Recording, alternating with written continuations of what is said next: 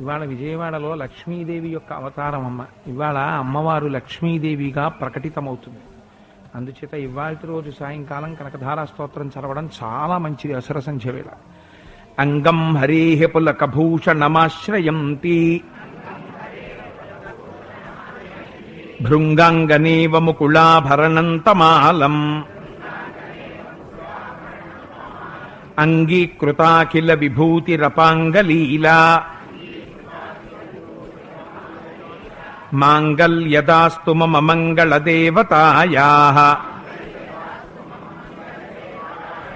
ముగ్ధా ముహుర్విదధతి వదనే మురారేః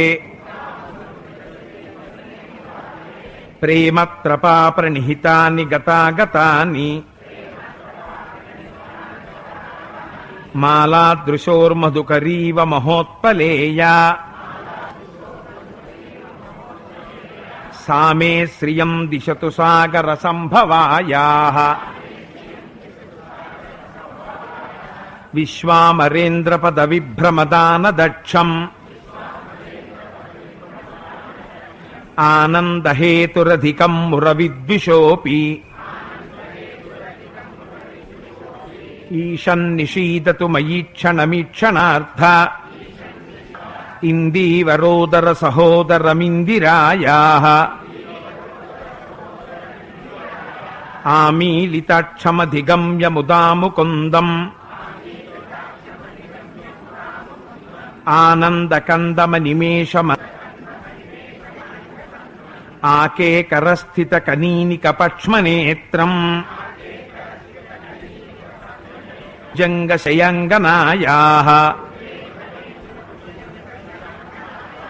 బాహ్వంతరే మధుజితశ్రితకౌస్తుభేయా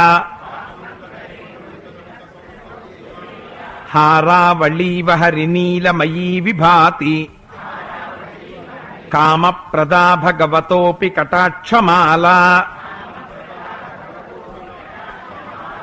కళ్యాణమావహతు మే కమలాలయాయాః కాలాంబుదాళిలలితోరసికైటభా ధాతటిదంగనేవ మాతుః సమస్తజైః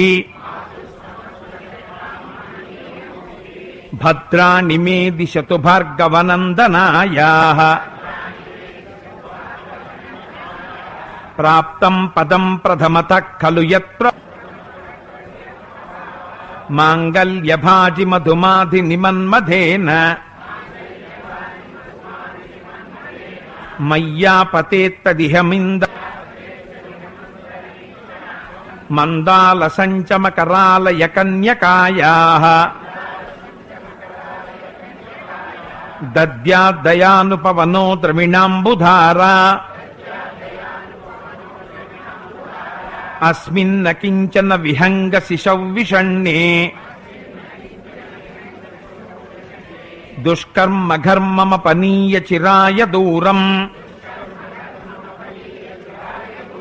నారాయణ ప్రణయినీ నయనాంబువాహః ఇష్టా విశిష్టమతయోపి మయా దయార్ద్ర దృష్ట్వా స్త్రివిష్టపపదం దృష్టి ప్రహృష్టకమలోదరదీప్తిరిష్టాం మమ పుష్కరవిష్టరాయాః గీర్దేవతేతి గరుడధ్వజ సుందరీతి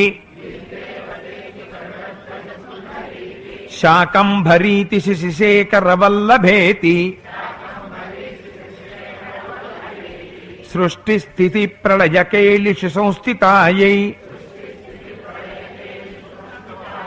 తస్మై నమస్త్రిభువనైక గురోస్తరుణ్యై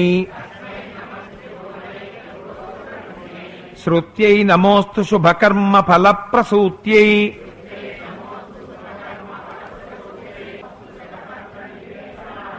పుష్టై నమోస్తు పురుషోత్తమ వల్లభాయై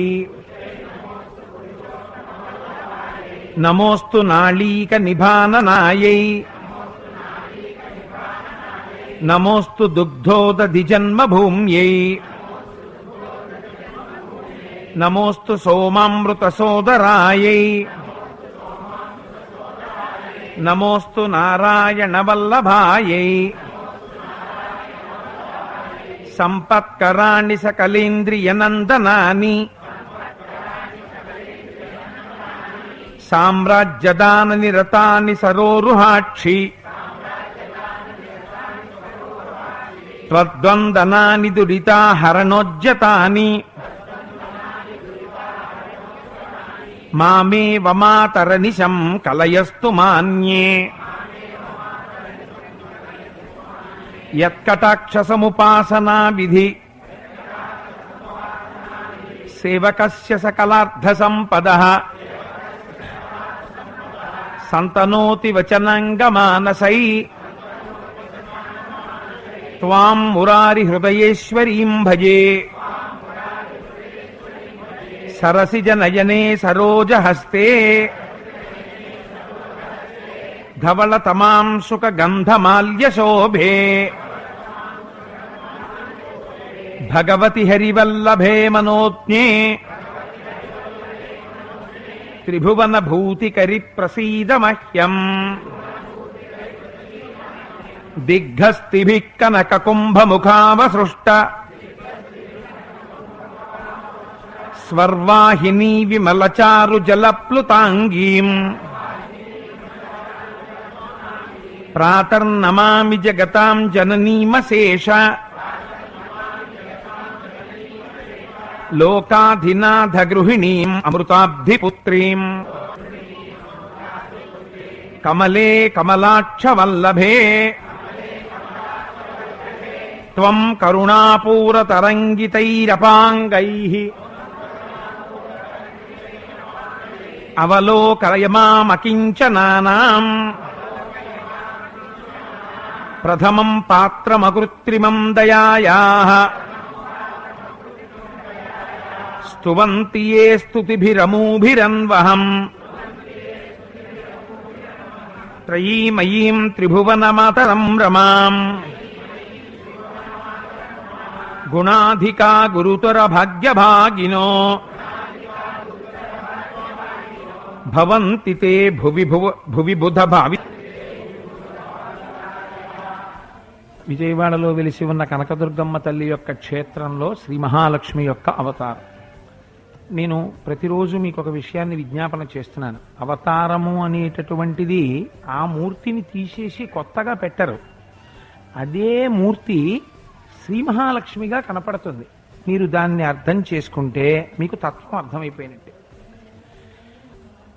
అంటే ఇక్కడ మనం అవతారములు పెట్టడం అన్న సంప్రదాయం ఈ సంవత్సరం పాటించలేదు. అవతారం పెట్టడం అంటే మీరు ఒకటి ఆలోచించండి, అక్కడ నిన్న ఉన్నటువంటి మూర్తిని తీసేసి కొత్తగా ఒక మూర్తిని తీసుకొచ్చి ఏమైనా పెడతారా? అలా ఏం పెట్టరు. ఉన్న మూర్తి ఆవిడే. అదే మూర్తిని లక్ష్మీదేవిగా అలంకారం చేస్తారు.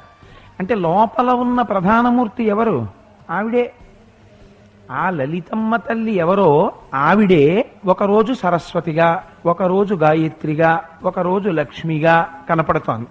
ఎందుకు అలా కనపడ్డం అంటే ఆవిడే అన్నీ కాబట్టి అన్నది మీరు తెలుసుకున్నారనుకోండి, అంతే, తత్వం తెలిసినట్టే దాని అర్థం. ఏకస్త్వమేవ బహుదా భవభాసి లోకే నిశంకధీర్ వృషభకేతన మల్లినాథ. ప్రతిరోజు సుప్రభాతంలో చదువుతున్నాం కదా. ఉన్న ఒక పదార్థమే అనేకముగా కనపడుతోంది ఆయా పరిస్థితులను సందర్భములను బట్టి. ఆవిడే చదువిచ్చినప్పుడు సరస్వతి అని పిలవబడుతుంది. ఆవిడే ఐశ్వర్యం ఇచ్చినప్పుడు లక్ష్మి అని పిలవబడుతుంది. ఆవిడే లోకమును పోషించి రక్షించినప్పుడు పార్వతి అనబడుతుంది. ఆవిడే లయకారకుడి శక్తిగా ఉన్నప్పుడు రుద్రాణి అని పిలవబడుతుంది. కాబట్టి ఆ తల్లే అలా కనపడుతుంది. శ్రీ మహాలక్ష్మిగా అమ్మవారి యొక్క ప్రధానమైన క్షేత్రము కరవీరపురం. అమ్మ కరవీరపురంలో వెలిసింది. ఇప్పుడు మనం దాన్ని కొల్హాపూర్ అని పిలుస్తున్నాం. కొల్హాపూర్ శ్రీ మహాలక్ష్మి యొక్క స్థానం. అది ఆవిడ యొక్క ప్రధానమైనటువంటి క్షేత్రం. శ్రీ మహాలక్ష్మి అనగా ఎవరు అంటే, నేను ఈ విషయాన్ని కేవలం కొద్దిగా స్థూలంగా మాత్రమే ఒక్కసారి పరిశీలన చేస్తాను. శ్రీ మహాలక్ష్మి అనగా ఈ జగత్తంతా ఆవిర్భవించినటువంటి సందర్భంలో నామరూపాత్మకముగా త్రిగుణములతో అనుభవింపబడవలసినటువంటి ఐశ్వర్యముగా ఈ కంటికి కనపడుతున్నటువంటి సమస్త ఈశ్వర విభూతికి శ్రీ మహాలక్ష్మి అని పేరు. అంతే దాని అర్థం. అందుకే లక్ష్మీతత్వాన్ని అర్థం చేసుకునేటప్పుడు దేవతలందరూ వెళ్ళి లక్ష్మీదేవిని స్తోత్రం చేశారు వైకుంఠంలో. చేస్తే ఆవిడ వాళ్ళకి ఎలా కనపడిందో తెలుసా అండి? స్తోత్రం చేసినప్పుడు లక్ష్మి అంటే శ్రీ మహావిష్ణువు యొక్క ఇల్లాలు అని మనం భావన చేయడం తప్పని నేను అంటలేదు. కానీ లక్ష్మి అంటే అసలు ఎవరు అంటే దేవతలకే ఆవిడ అలా కనపడింది. అప్పుడు స్తోత్రం చేశారు వాళ్ళు. కైలాసే పార్వతీత్వం చ క్షీరోధే సింధుకన్యక స్వర్గే చ స్వర్గలక్ష్మిస్త్వం మర్త్యలక్ష్మిశ్చ భూతలే వైకుంఠే చ మహాలక్ష్మిర్దేవదేవీ సరస్వతి గంగా చ తులసీత్వం చ సావిత్రి బ్రహ్మలోకగా కృష్ణ ప్రాణాధిదేవీ త్వం గోలోకే రాధికా స్వయం రాసే రాసేశ్వరీ త్వం చ బృందావనే కృష్ణ ప్రాణాధిదేవీ త్వం గోలోకే రాధికా స్వయం కదంబమాలా త్వం దేవీ కదంబ కాననేపి చ రాజ్యలక్ష్మి రాజగేహే గృహలక్ష్మి గృహే గృహే. విచిత్రం ఏమిటో తెలుసా అండి?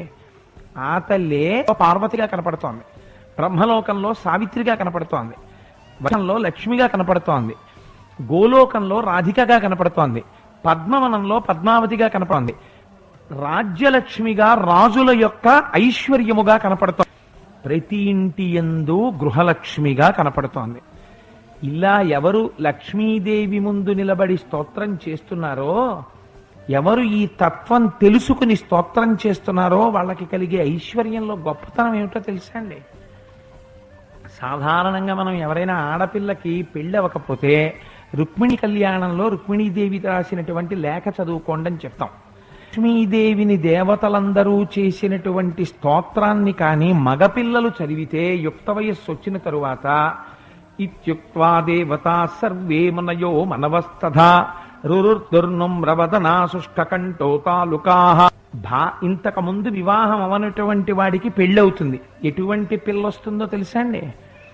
అభార్యో లభతే భార్యాం సుశీలాం సుందరీం రమ్యాం.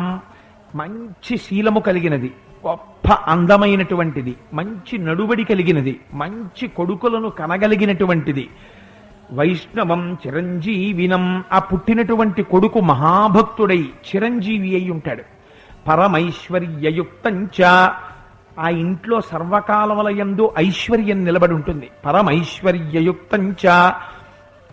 అంతేకాదండి, దీంతో పాటుగా ధనభ్రష్టో ధనం లభేత్, కీర్తిహీనో లభేత్ కీర్తిం, ప్రతిష్టాంచ లభేత్ ధ్రువం.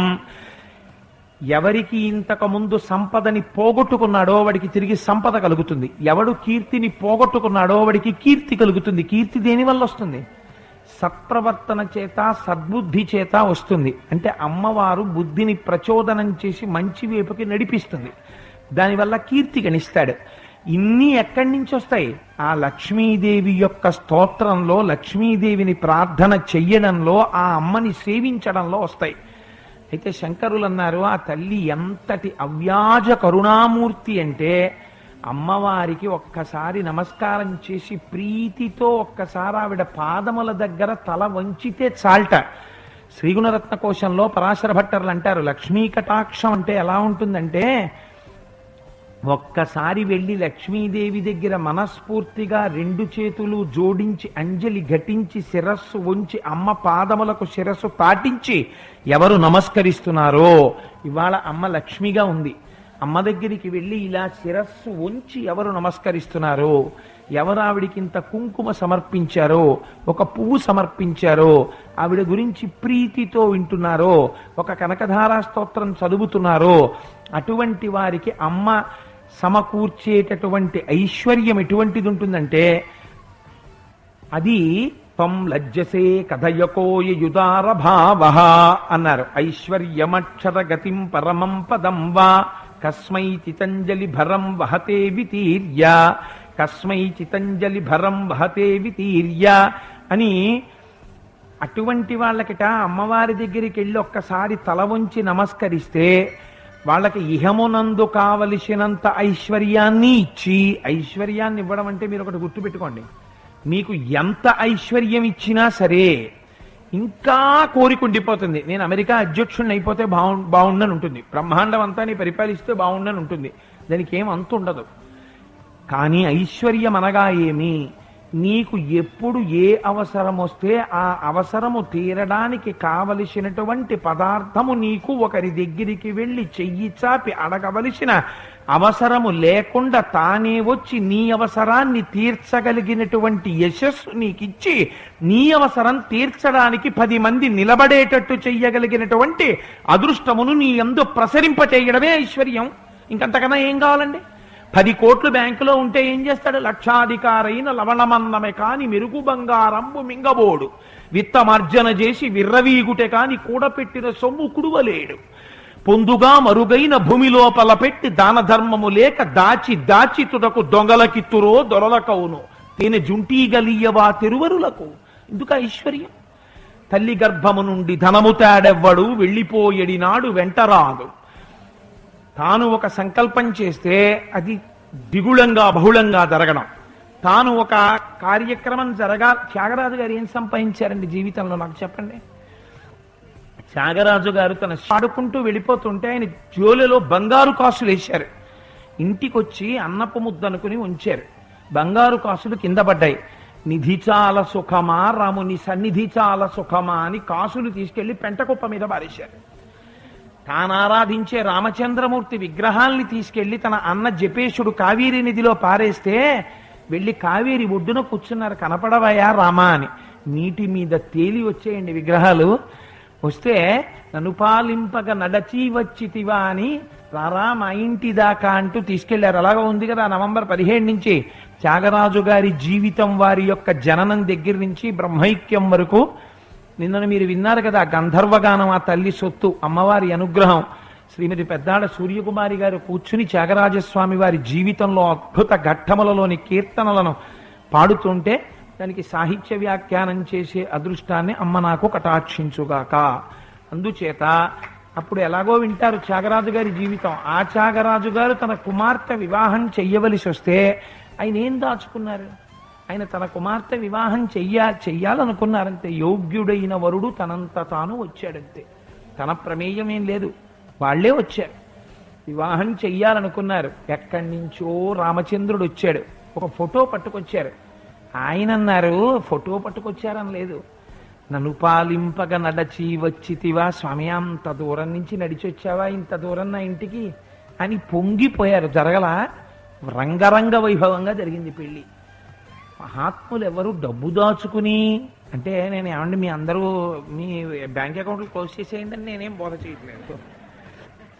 కానీ మితిమీరినటువంటి ఆశ జీవితంలో ఈశ్వరుడు ఇచ్చిన కాలం దుర్వినియోగం అయిపోవడానికి పనికొస్తుందేమో, కానీ ఈశ్వర అనుగ్రహం మనకి పెట్టని కోట. అమ్మ రక్షించుకుంటుంది, అమ్మ చేయించుకుంటుంది. ఎలా చేయించుకోవాలో మనం ఎందుకు బెంగ పెట్టుకోవాలి? అది లక్ష్మీ కటాక్షం అంటే. కానీ లక్ష్మీదేవితో ఉన్న ఇబ్బంది అంతా ఎక్కడొస్తుందో తెలుసా అండి? లక్ష్మి ఎక్కడుంటుందో పక్కన అలక్ష్మి పొంచి ఉంటుంది. మీరు ఇది నేను చెప్పలేదనుకోండి, కేవలం లక్ష్మీదేవి గురించి చెప్తే నేను నిజానికి సమగ్రంగా చెప్పనివాడని అవుతాను. లక్ష్మీదేవి రావడానికి ఏ స్థానములు అనువైనవో అక్కడ భ్రంశమైనప్పుడు అలక్ష్మి కూడా సిద్ధంగా ఉంటుంది. ఎలా ఉంటుందో తెలుసా అండి? ఉదయాన్నే నిద్ర లేచి ఇంటి ముందు ముగ్గు వేసింది అనుకోండి ఇల్లాలు, లక్ష్మీదేవి ఉంటుంది. ఆవిడ 9ంటికి లేచి ఇంటి ముందు ముగ్గు లేదనుకోండి, దరిద్రం వస్తుంది. లక్ష్మీదేవి రావడం గురించి మీరు ఆలోచించకండి, దరిద్రం రాకపోవడం గురించి కూడా ఆలోచించాలి. అప్పుడే లక్ష్మి రావడంతో సమానం. అలాగే అసలు యథార్థమునకు పడక గదిలోకి మళ్ళీ రాత్రి వెళ్ళాలి. ఇక మళ్ళీ పగటిపూట పడక గదిలోకి వెళ్ళారు అంటే పగటిపూట నిద్రించరాదు. తర్వాత కొంతమందికి ఒక అలవాటు ఉంటుంది, పరాన్న భుక్కు. ఎవరైనా పిలిచారనుకోండి వాడికి ఎంత ఇష్టం, ఇంకక్కడే తింటుంటాడు. అలా ఉండకూడదు. కొద్ది రోజులు మర్యాదకి తినచ్చు. తన ఇంట ఆహారం పచనం చేసిన దాన్ని తినడం ఆపేస్తే లక్ష్మి తొలగిపోతుంది. తన ఇంట్లో అందులో ఇవాళ లక్ష్మీదేవి అవతారం. అన్నపచనం ఇంట్లో చేసుకుని అన్నం తినాలి. అందులో ఐశ్వర్యం ఉంది తెలుసా అండి. మీ ఇంట్లో మీరు వంట వండుకుని మీరు భోజనం చేయడం, అనవసరంగా అస్తమానం పిలిచిన చోటికల్లా భోజనానికి వెళ్ళిపోకుండా ఉండడంలో లక్ష్మి ఉంది. అందుకని ప్రయత్నపూర్వకంగా నిగ్రహం పెంచుకోవాలి. కొంతమంది దగ్గర ఒక అలవాటు ఉంటుంది, నేను ఎత్తి చూపించానని మీరు అనుకోకండి. ఇదేంటి, శుభలేఖలు వస్తే అమ్మయ్యా వంట తప్పింది అనుకుంటారు. వాళ్ళ ఇంటికి వెళ్ళి ఆశీర్వచనం చేస్తున్నాం అనుకోరు. నేను చూశాను కొంతమందిని. అది దరిద్రాన్ని ఆహ్వానించడం. నువ్వు అన్న వస్త్రానికి లేనివాడివేం కాదే. నువ్వు ఎలా వెళ్ళాలంటే విందు కోసం వెళ్ళిన వాడిగా వెళ్ళకూడదు. నా అదృష్టం, నా స్నేహితుడు కూతురు వివాహం చేసుకుంటోంది, నేను ఆ అమ్మాయి 10 కాలాల పాటు పసుపు కుంకాలతో పిల్లా పాపాలతో సంతోషంగా ఉండాలి. నా స్నేహితుడి కన్నుల వెంట ఎప్పుడు నీరు రాకూడదు. ఎప్పుడు కనపడినా కోటేశ్వరారు నేను చాలా సంతోషంగా ఉన్నానండి మా అల్లుడితోటి, మా అమ్మాయితోటి అని నా స్నేహితుడు చెప్పాలి నాకు. అలా నా స్నేహితుడు సంతోషించడానికి నేను వెళ్ళి అక్షతలు వేయడానికి వెళ్తున్నాను అనుకుని వెళ్ళాలి. అనుషంగికం భోజనం, వాడు ఎలాగో పెడతాడు, వీళ్ళకి పెట్టకుండా ఉంటాడేంటి. అంతేగాని భోజనం 8ంటికి వెడితే చాలదు భోజనానికి అని వెళ్ళకూడదు. కానీ ఇవాళ మన దరిద్రం ఏమైందంటే అసలు వెళ్ళేది పెళ్లిళ్ళకి భోజనానికే. అసలు అక్షతలు ఏమని ఎవరు పిలవరు. నేను చాలా పెళ్లిళ్ళలో చూశానండి, అక్షతలు ఏంటని ఎవరు అక్కడ పెళ్లి కూతురు ఎక్కడుందో పెళ్లి కూతురు ఎక్కడుందో మనకేం చూపించరు. ఎందుకంటే రాగానే రండి కూర్చోండి అంటారు. అన్నం లేని దరిద్రుడు వెళ్ళినట్టు వీడు వెళ్ళి విస్తరి ముందు కూర్చుంటాడు. ఎడం చేత్తో కుడి చేత్తో సవ్యసాచిలా వాళ్ళు వచ్చి వడ్డిస్తారు.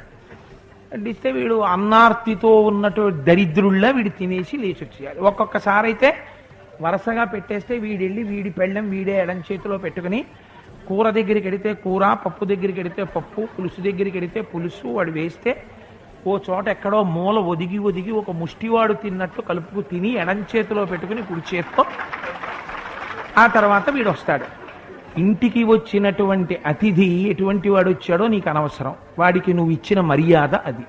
అది నీ సంప్రదాయాన్ని, నీ గౌరవాన్ని, నీ కుటుంబం యొక్క వైశిష్ట్యాన్ని చెప్పక చెప్తోంది.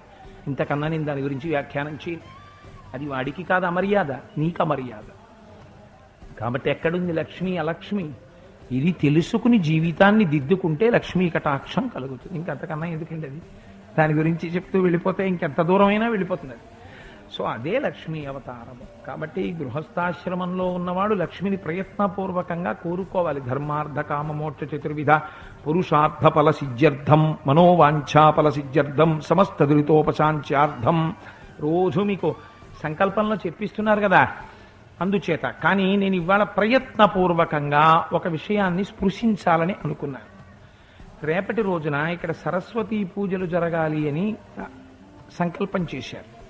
సరస్వతీ కటాక్షం గురించి ఒక గమ్మత్తైనటువంటి విషయం ఉంది. అది ఎవరు చెప్పగలరు? అందరూ చెప్పగలిగితే గొప్పతనం ఎక్కడుంటుంది? అసలు సరస్వతి ఎవరు, ఆవిడ ఎక్కడుంటుంది, ఎలా ఉంటుంది, ఎలా నమస్కరించాలి, ఎంత పూజ చెయ్యాలి, ఎలా చేస్తే సరస్వతీ కటాక్షం వస్తుంది, అసలు సరస్వతీ కటాక్షం అంటే ఏంటి? ఒకరు బాగా వీణ వాయించారనుకోండి, మనం సరస్వతీ కటాక్షం అండి ఆవిడికి అంటాం. ఒకరు బాగా పాట పాడారనుకోండి, సరస్వతీ కటాక్షం అండి అంటాం.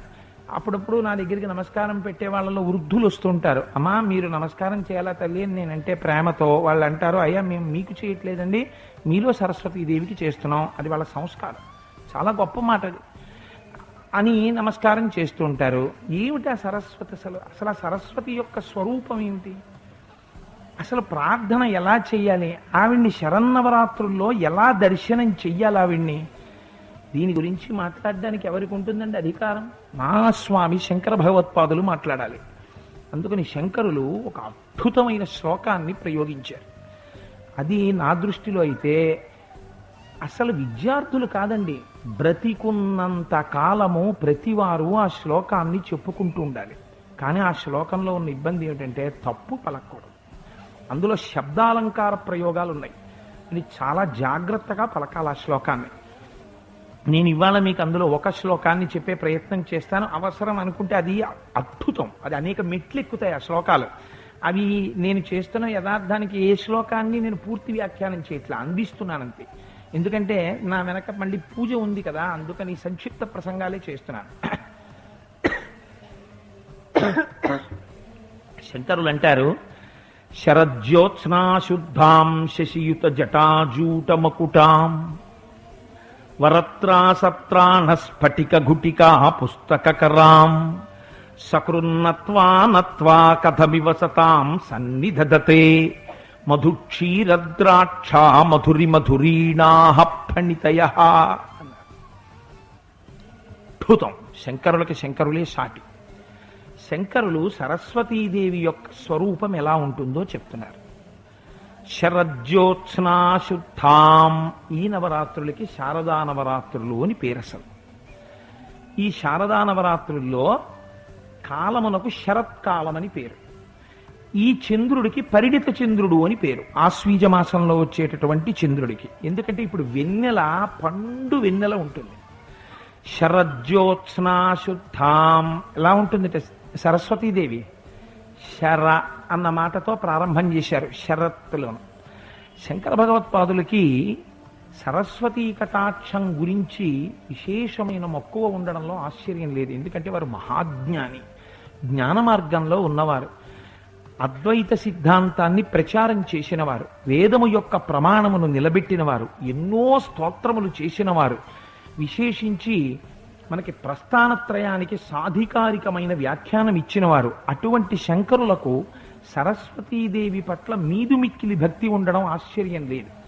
కానీ వారికి సరస్వతీదేవి నామాలలో శంకరాచార్యులు వారికి స్పష్టంగా మనకి తెలిసే విషయం, చాలా ఇష్టమైన నామము శారద. శారద అన్న నామం అంటే శంకరాచార్యుల వారికి చాలా ప్రీతి. ఎందుకని అంటే శారద అన్న నామంలో ఒక రహస్యం ఉంది. ఉత్తర భారతదేశంలో శారదని శారద అని పిలవరు, శారద అంటుంటారు. శార సార, సారము అంటే ఏమిటండి? దాని లోపల ఉన్నటువంటి అసలైనటువంటి మనం పొందవలసినటువంటి ప్రధానమైన పదార్థం ఏదుందో దానికి సారం అంటాం. ఓ బత్తాయి పండు తెచ్చి పిండిసాం అనుకోండి, బత్తాయి పండులో ఉన్నటువంటి సారము రసముగా దిగిపోయింది. సారము ఏమిటి? సారం ప్రపంచంలో జ్ఞానమే సారం.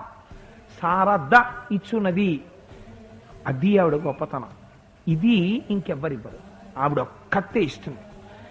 ఏది చెక్కు చెదరదో, ఏది మిమ్మల్ని ఉద్ధరించేస్తుందో, ఏది మిమ్మల్ని మళ్ళీ పునర్జన్మలోకి రానివ్వదో, ఏది అన్నవస్త్రములకు లోటు పొందనివ్వదో, ఏది నిరంతరము వాణ్ణి విశేషమైనటువంటి ఉన్నత స్థితికి తీసుకెళ్లగలిగిన సమర్థత కలిగినదో, ఏది వాడికి ఎప్పుడూ ఆనందాన్ని ఇస్తుందో.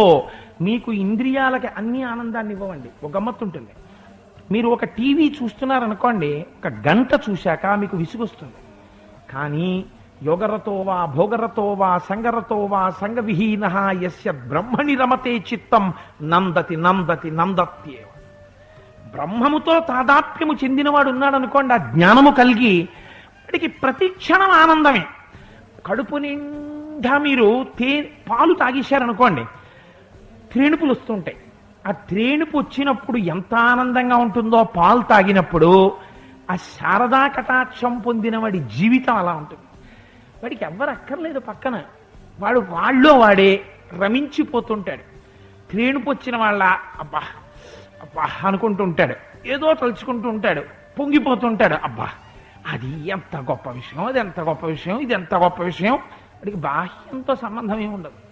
ఎక్కడుంది ఈ రమించడం? లోపలుంది. ఈ రమించడంలో కన్నులు నీరు కార్చేస్తుంటాడు. ఒక్కొక్కసారి ఒంట్లో బాగుండదు, అయినా వాడు రమించిపోతుంటాడు హాస్పిటల్ బెడ్ మీద. ఎందుకని? వాడికి పూజామందిరం అక్కర్లేదు, వాడికి అన్నీ ఇక్కడున్నాయి. వాడు అక్కడ కూడా కూర్చుని పొంగిపోతుంటాడు. ఏమి భారతం అండి, ఏమి సౌందర్యలహరండి, ఏమి శివానంద లహరండి అని అక్కడ పడుకుని శివశక్తి ఆయుక్తో యది భవతి శక్త ప్రభవితం. అసలు భక్తి అంటే ఏమిటో తెలుసా అండి? ఏమంటే సౌందర్యలహరి స్నానం చేసి చదవాలా అండి? సౌందర్యలహరి తల స్నానం చేసి చదవచ్చా అండి? లలితా సహస్రనామ స్తోత్రం చదివేటప్పుడు కూర్చోవాలా అండి, నించోవాలా అండి? ఇన్ని పాటించి చదివితే అది భక్తి అండి?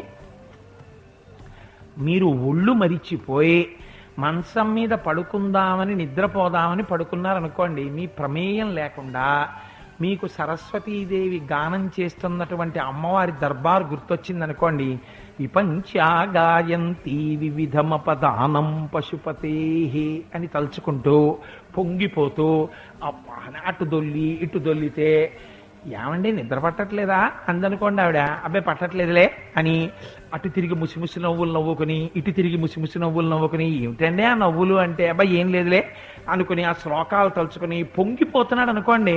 అసలు తన మనసం మీద పడుకుని అవన్నీ చదువుతున్నాడని గుర్తుందండి వాడికి. ఇప్పుడు చెప్పండి ఎక్కడ అడ్డొచ్చింది నియమం? నియమమే నీకు గుర్తుందే, నీకు భక్తిలో మనస్సు మునగలేదు. నీకు భక్తిలో మనసు మునిగిపోతే నీకు నియమం పాటించడానికి అసలు అవకాశం ఉండదు. ఈ రెండు పరస్పర విరుద్ధం. అందుకే ఒక్కొక్కసారి లీలాశకుడు అన్నాడు, నాకు సంధ్యావందనం చేయడం ప్రతిబంధకం అయిపోయింది ఆ భక్తికి అన్నాడు. అంటే వాడు సంధ్యావందనం చేసుకుందాం అని కూర్చుంటే భక్తితో రమించిపోతున్నాడు. ఓం కేశవాయ స్వాహ అన్నాడు. కేశవ ఏమి నామనరా, కేశిని సంహరించిన వాడివా, ఏమి కేశి? అయిపోయింది సంధ్యావందనం, టైం అయిపోయింది. ప్రాయశ్చిత్తారోగ్యపూర్వక సంధ్యావందనం గరిష్యే అన్నాడు. కానీ అర్ఘ్యం ఇచ్చేటప్పుడు సవితృమండలాంతర్వర్తి అయిన గాయత్రిని దర్శనం చేశాడు. అమ్మ ఏమి అందామమ్మా, అక్కడుండి ధియో యో న ప్రచోదయాత్ ఏదో ఆలోచించడం మొదలెట్టాడు. మళ్ళీ ఆ గాయత్రి స్వరూపం గురించి ఆలోచిస్తున్నాడు. 5 ముఖాలు, అందులో పంచతత్వాలు, ఈ సృష్టి స్థితి లయ కలిసిపోవడం, వీటి తాలూకా ఆవిర్భావం, వీటి గురించి ఆలోచిస్తున్నాడు. 9 అయింది. వాళ్ళ ఆవిడ వచ్చి ఏమంటే అయిపోయిందా పూజ, మహానైవేద్యం ఉంది, సంధ్యావందనం అవ్వలేదు. ఇప్పుడు వాడు సంధ్యావందన భ్రష్టుడని మీరు అనాలా, వాడంతటి పరమ భక్తుడు లేడని మీరు అనాలా? చెప్పండి నాకు. అసలు అలా ఎక్కడ ఆగిపోయిందో వాడిదండి భక్తి. అన్నమాచార్య స్వామి పూజ చేద్దామని వెళ్ళారు. పూజ చేద్దామని వెళితే పూజకి ఏం చేయాలి? షోడశోపచారాలు చెయ్యాలి. ఏమిటి మొట్టమొదటి షోడశోపచారం? ఆవాహన చెయ్యాలి. అయ్యా రండి అనాలి. ఆయన అన్నారు, షోడశ కళానిధికి షోడశోపచారములు జాడ చోడ నిచ్చలును సమర్పయామి. ఏమయ్యా, అంతటా నిండి నిబిడీకృతమైపోయిన వాడిని నేను కొత్తగా ఎలా పిలవనయ్యా? కోటేశ్వరారు నన్ను నేను పిలుచుకున్నాను అనుకోండి, ఓ నేనే అన్నాను అనుకోండి, మీరు ఏమంటారు? వీటికేం విర్రపిచ్చా అంటారు. నన్ను నేను పిలుచుకోవడం ఏంటి? నువ్వు ఎక్కడున్నావు? నాలో ఉన్నావు, అంతటా ఉన్నావు. అంతర్బహిశ్చ తత్సర్వం వ్యాప్య నారాయణ స్థితః. నిన్ను మళ్ళీ నేను ఏమిటి పిలవడం ఏమిటయా? నీకేమో క్షీరోధన్వత్ ప్రదేశే శుచిమణి విలసత్ సైకతే మౌక్తికానాం మాలా క్లుప్తా సనస్త స్ఫటిక మణి నిభైర్ముక్తి కైర్మండితంగ శుభ్రైరభ్రైరదభ్రైరుపరి విరిచితైర్ముక్త పీయూష వర్షై ఆనందీన పునీయా తడినలిన గదా శంఖపాణిర్ముకుంద భూ పాదౌ యస్య నాభిః వీరసుర నిలచంద్ర సూర్యౌ చ నేత్రే అంటున్నారు. సూర్యచంద్రులు నేత్రములుగా ఉన్నవాడికి దీపం పెట్టనా నేను? ఎలా కుదురుతుందయ్యా అని ఆగిపోయింది అనుకోండి పూజ.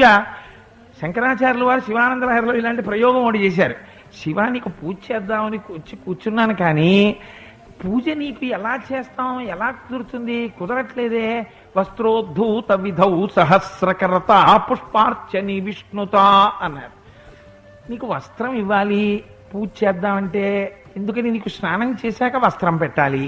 వస్త్రం పెట్టాలంటే నువ్వేమో శివుడివి, స్థాణుహు, నువ్వు అంతటా వ్యాపించిపోయి ఉండి ఇంకా నువ్వు కదలడానికి చోట్లేక అంతటా ఉన్నవాడివి.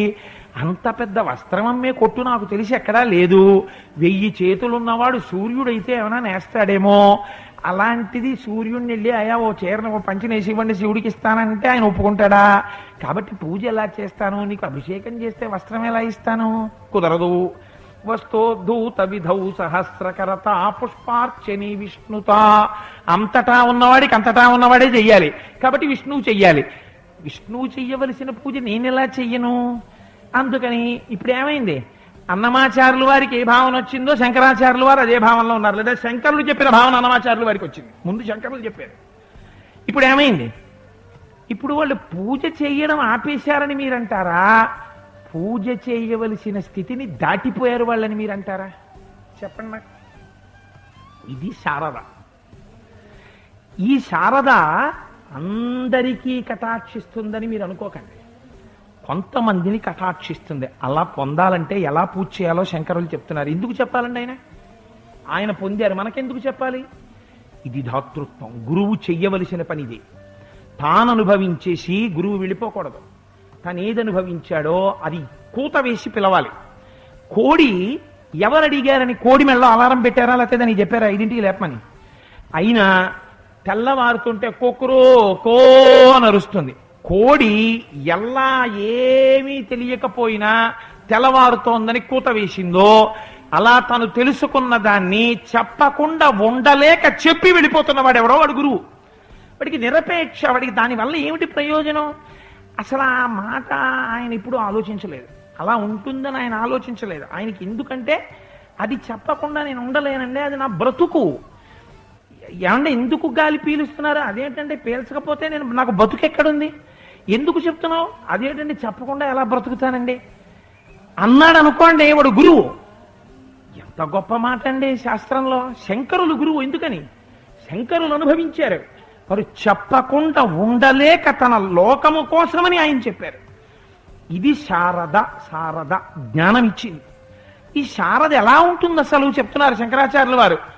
శరజ్యోత్స్నా శుద్ధాం, శరత్కాలంలో ఉండేటటువంటి పండు వెన్నెల ఎలా ఉంటుందో అలా ఉంటుందన్నారు. ఎందుకండి ఆ ప్రయోగం శంకరాచార్యుల వారు? ఆ మాట ఎందుకు అంటాం? వెన్నెల ఎలా ఉంటుంది? తెల్లగా ఉంటుంది. తెల్లగా ఉంటుందని అనేయచ్చు కదా. ఎందుకు ఆ ప్రయోగాలు అసలు ఆయన అలా ఎందుకంటారు అంటే రహస్యం చెప్తున్నారు. అబ్బాయి, ప్రయత్నపూర్వకంగా శారదా కటాక్షం కోసం నువ్వు చెయ్యవలసిన పూజ దేవీ నవరాత్రులలో జరగాలి. ఈ పూజ దేని కొరకు జరగాలి? తెల్లటి సరస్వతిని చెయ్యాలి.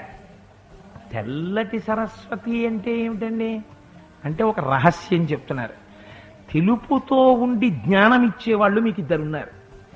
ఒకరు పరమశివుడు, ఆయన స్ఫటికమణిని పార్వతీశం నమామి, ఆయన మహాజ్ఞాని, లోకమునకంతటకు జ్ఞాని శంకరుడు. మీకు శాస్త్రంలో గమ్మత్తుంది. సాధారణంగా అన్నగారు ఎలా ఉంటే చెల్లెలు అలా ఉంటుంది. అన్నగారు తెల్లగా ఉంటే చెల్లెలు కూడా తెల్లగా ఉంటుంది సాధారణంగా. అలా అన్నగారు తెలుపు, చెల్లెలు తెలుపు. శంకరుడు తెలుపు, సరస్వతి తెలుపు. సరస్వతీదేవి శంకరుడికి చెల్లెలు. నారాయణుడు నలుపు, పార్వతీదేవి నలుపు. అందుకని నారాయణి అని ఈవిడికి పేరు. శ్రీ మహావిష్ణువుకి చెల్లెలు పార్వతీదేవి, బ్రహ్మగారికి చెల్లెలు లక్ష్మీదేవి. అందుకని వీళ్ళు ఒకళ్ళకి ఒకళ్ళు చెల్లెళ్ళు, అంతా కలిపి చుట్టాల పుట్ట. చూడండి, ఒక్కొక్క ఊరు వెళ్ళి ఒక్కొక్క ఇంటికి మీరు వెళ్ళారనుకోండి, ఆ బంధుత్వాలు గుర్తుపట్టాలంటే ఒక పెద్ద మ్యాప్ ఏదో వెయ్యాలి. ఈవిడండి మా అన్నయ్య గారి కూతురు, మళ్ళీ మా ఇంకో చెల్లెలి కొడుకో ఎవరికో కోడలు అని 2-3 చెప్తారు. అందులో నాలాంటి వాడికి చెప్పారనుకోండి అసలు గుర్తుండదు. నాకు బంధుత్వాలు కొంచెం నేను వీక్, నాకు అంత గబుక్కుని వెళ్ళలు బుర్రలోకి. అప్పుడు ఏమవుతుంది, ఆ తర్వాత కొన్నాళ్ళు పోయిన తర్వాత కనపడగానే వాళ్ళని ఏమని పిలవాలి అన్నది ముందు అనుమానం వస్తుంది. వదిన గారు అనాలా, అక్కయ్య గారు అనాలా, చెల్లెలు అనాలా, పిన్ని గారు అనాలా, అత్తయ్య గారు అనాలా. పిన్ని గారు అనవలసిన అత్తయ్య గారంటే ఇబ్బంది, అత్తయ్య గారు అనవలసిన పిన్ని గారంటే ఇబ్బంది, ఎలా అని. అలా అంత బంధువులతో కూడిపోయినట్టు ఉంటుంది త్రిమూర్తుల కుటుంబం. శంకరుడి చెల్లెలు సరస్వతి. శరజ్యోత్స్నా శుద్ధాం శశియుత జటాజూటమకుటాం. ఇది శంకరుల ప్రతిభ. మీరు ఇలాంటి ఫోటో ఒకటి నాకు చూపించండి. అసలు నిజంగా శారద ఎవరు జ్ఞానం ఇస్తుందో ఆ తల్లి, శంకరుడు ఎలా ఉంటాడో అలాగే ఉంటుంది. అన్నగారికి చాలా ఒత్తు జుత్తు అనుకోండి, చెల్లెలికి కూడా సాధారణంగా అలా ఒత్తు జుత్తే ఉంటుంది కదా. ఆయనకి కపర్ది, ఆయనకి పెద్ద జటాజూటం ఒకటి ఉంటుంది. సరస్వతీదేవికి కూడా జుత్తు ఇలా జడేసుకోవడానికి సరిపోయేంత జుత్తు కాదుట. ముందు బాగా ఇలా జటాజూటం కట్టేసుకుని ఆ తర్వాత కిందకో జడేసుకుని పూలెట్టుకుంటుంది ఆవిడ. శశియుత జటాజూటమకుటాం. వాళ్ళ అన్నయ్య గారు చంద్రబింబాన్ని పెట్టుకుంటారు, చంద్రరేఖని. రోజు చదువుతున్నాం కదండి ఇక్కడ చదివేటప్పుడు, శరణం తరుణేందుశేఖర. ఆ తరుణ ఇందుశేఖరుడు ఎలా ఉంటాడో అటువంటి చంద్రరేఖని శంకరుడు ధరిస్తాడు, సరస్వతీదేవి ధరిస్తుంది. శశియుత జటాజూటమకుటాం. ఇది మూర్తిని చేసుకోమని కాదు దాని ఉద్దేశ్యం. ఇక్కడ ఉపాసన అలా నడవాలి. శారదా కటాక్షం అడిగేటప్పుడు అటువంటి తల్లిని మీరు ధ్యానం చెయ్యాలి. శరజ్యోత్స్నా శుద్ధాం శశియుత జటాజూటమకుటాం వరత్రాసత్రాణ స్ఫటిక గుటికా పుస్తకరాం. సరస్వతీదేవి గురించి చెప్పేటటువంటి శ్లోకం మాటల పొందికలో పేదరికంతో ఉంటే అందం ఎలా వస్తుందండి? ఆ శబ్దాలంకారాలు అలా వేశారు శంకరాచార్యులు వారు. వరత్రాసత్రాణ, త్రాసత్రాణ 2 చేతులు ఎలా ఉంటాయో చెప్తున్నారు. త్రాస త్రాణ ఏమిటి? త్రాస త్రాణ అంటే ఒకటి భయము నుండి విముక్తి కల్పించేది, రెండవది అడిగినటువంటి వరములనిచ్చేది. అందుకని త్రాస త్రాణ, ఒకటి అభయహస్తం, ఒకటి వరదహస్తం. వరత్రాసత్రాణ స్ఫటిక ఘుటిక పుస్తకరాం. మిగిలిన రెండు చేతుల్లో, ఒక చేతిలో స్ఫటిక ఘుటిక అక్ష